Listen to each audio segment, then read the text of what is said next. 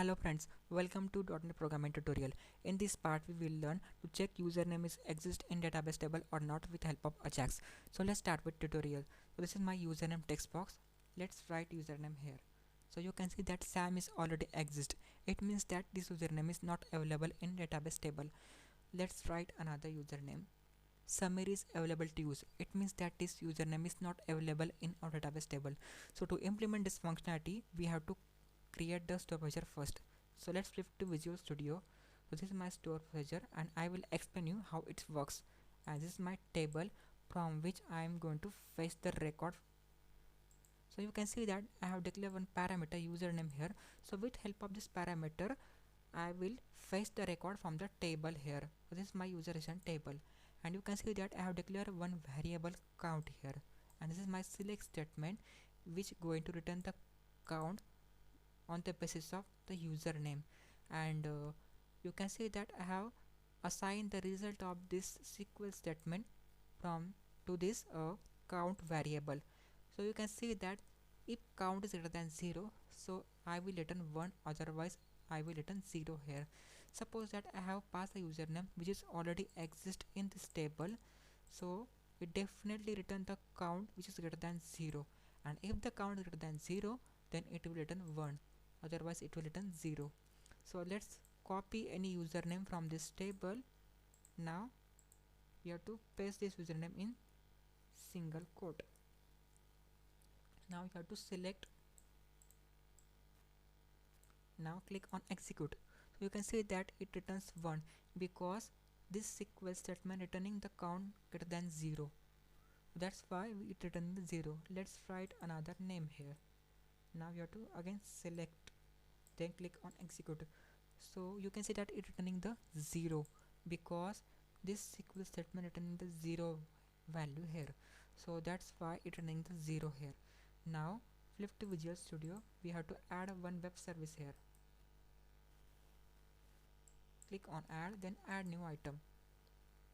Now select the web service option, click on add. Now remove this.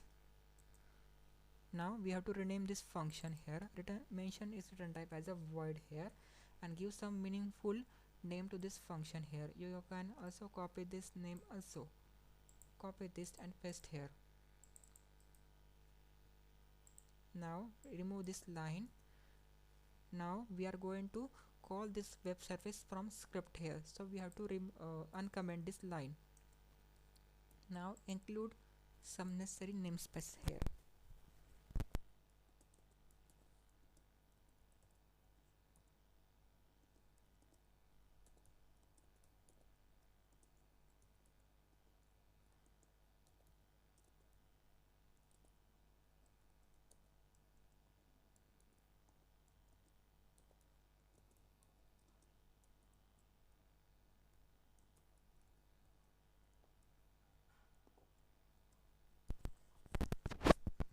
Now I am going to declare some string variable here, and first of all I want to read this connection string from this my web.config file. So you have to copy this connection string name from this web.config file.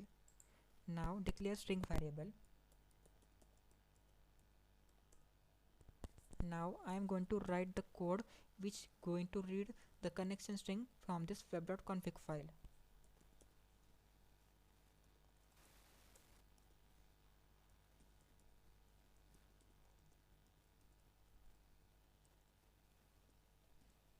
Now you have to paste your connection string name here, and to establish connection we have to use SQL connection classes here.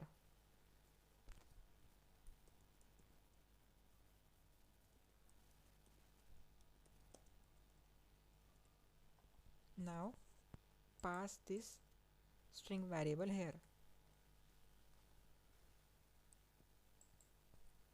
Now I want to execute my store procedure, so I will require SQL command here.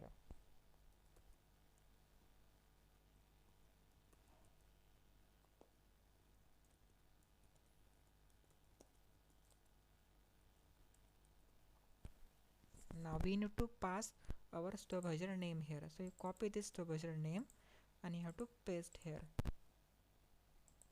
and you also need to pass this connection object. Now we have to mention command type here. So we are going to execute the store procedure here, so we are going to mention the command type as a store procedure.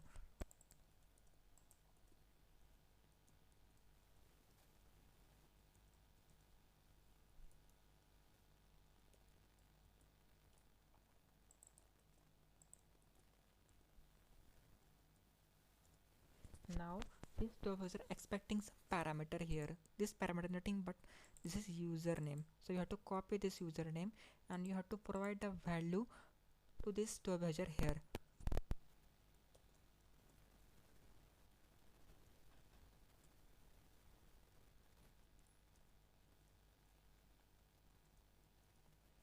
Now you have to pass this parameter here, and let's write string username here.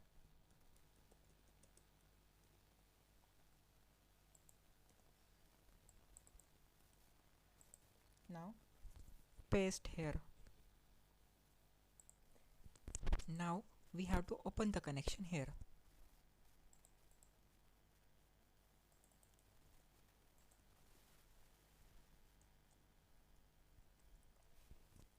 Now as you know that this stuff has have written some single value only, so we are going to use execute scalar here. Now declare another variable here which is boolean.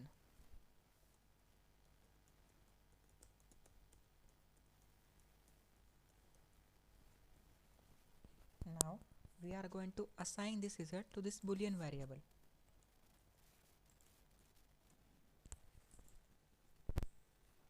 Now we have to convert to boolean here.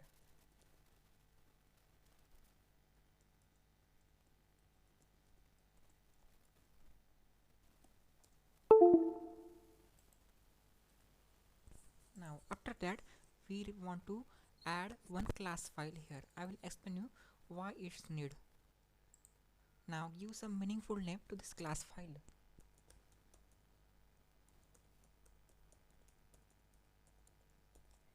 Now click on OK. Click on yes. And in this class file we have to include some getSet property here.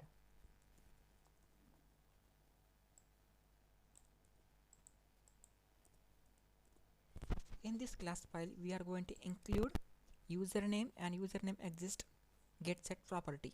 So we have to copy this.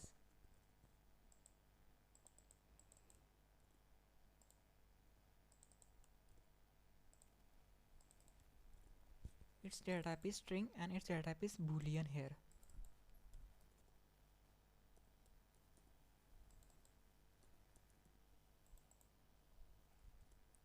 Now why we require this class file? So in this web service we are going to return the object of this class file. So you have to copy this class name and create the object of this class file.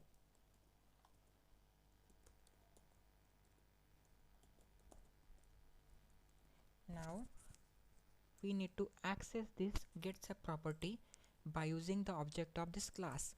So we have to provide the value to this getSet property.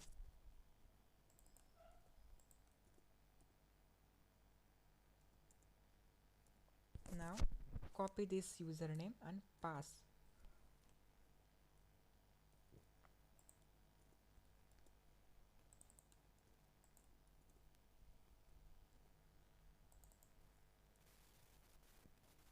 Copy this result and paste here. Now we are going to serialize this class object to JSON here. So we have to create the object of JavaScript serializer.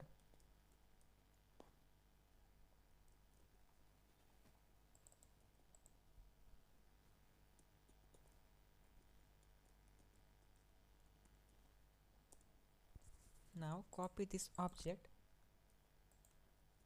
and it having serialize function in which you have to pass this class object. And Now we are going to write into the context, so you have to write context.response.write.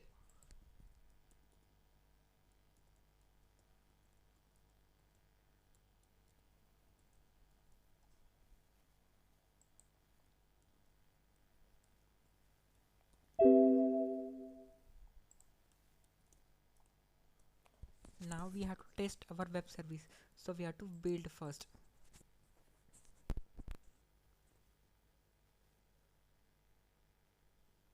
Now start without debugging.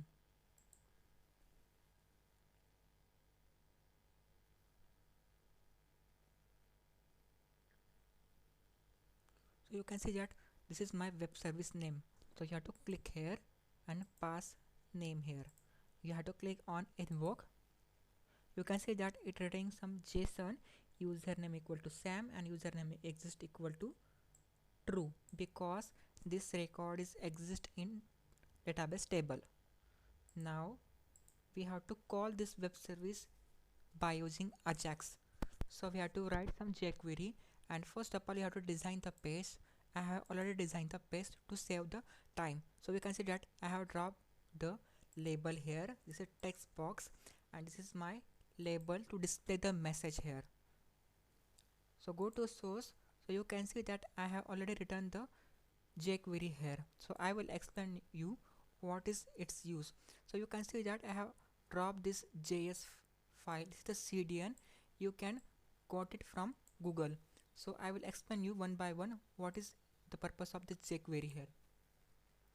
So you can see that whenever I typing the username in this text box, so we have to call this web service. So to call this web service, we had to use this key up event, and after that you can see that I have declared one variable username and I am trying to assign some value here. So this is text box value and this holds the reference of this username, and you can see that this hold the reference of this username, and if username length whatever we type in this text box greater than equal to 3, then it will call this Ajax function here. So you can see that we have written the Ajax function here, and under the Ajax function we have passed the URL here. Under this URL we have mentioned the path of this my web service here. Let's rename this web service name here. So we have passed the web service path here. So this is my web service name and this is my function under the web service. Now we are going to use post method, and this web service function expecting some parameter here. So you can see that we have used the username here. So whatever we are going to type in this text box, we have to provide this value to the web service here with help of data. So we are going to passing this text box value to this web service via data here, and data type is JSON here. So if this succeed, we have to include the function here. So this is the success function, and you can see that this is my label in which I want to assign the message. If record is exist, then we have to assign some message, or if record is not exist, still we want to assign some message here to this label here. So first of all you have to find this label here. So we can find this label with help of this jQuery. Now after that you can see that I have used this data. So after successful it will return some JSON, and this result is comes under this data. So now I want to access, you can see that I want to access this username exist value here. So we can access this username exist value with help of data dot username exist here. You can see that this name is matching with this class file get set property here. Now so if this condition is true, then we are going to assign the value and color to the label here. So we are passing this username here. You can see that. So if this condition true, then we are going to passing username is already exist, and we are going to assign CSS to this label.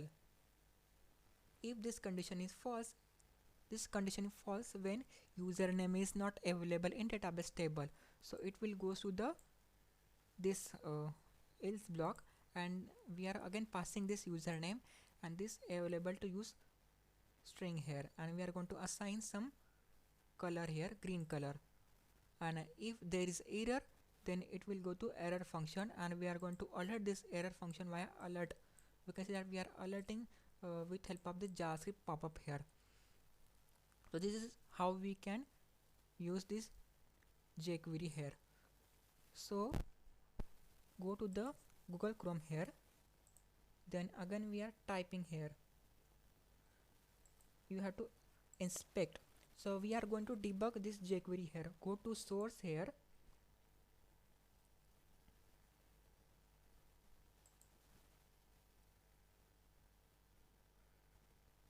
now you have to set the breakpoint under the success function here, then you have to type something.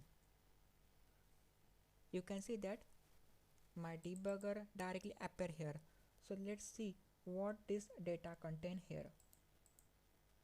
You can see that it contains some JSON here. You can see this is the JSON, and I'm going to access this value. You can see that I have typed the SAM here, and this condition is true because this SAM is already existing on database table. So if this condition is true, then it goes to this if condition. Let's debug here with help of F10. You can see that we are going to assign the message, and this color changed to red here. So this is how we can implement this functionality. If you like my video, please subscribe my channel, and to receive the notification, click on bell icon. Thank you.